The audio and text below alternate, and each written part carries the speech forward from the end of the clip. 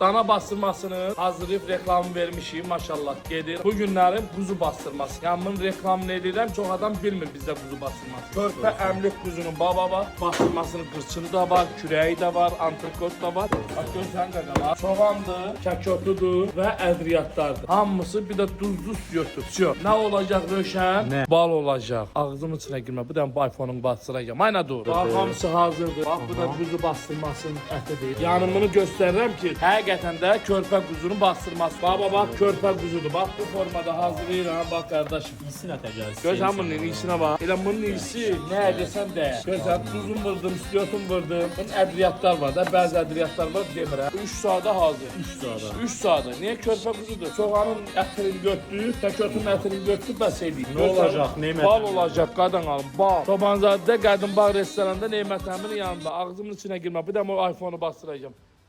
Ay.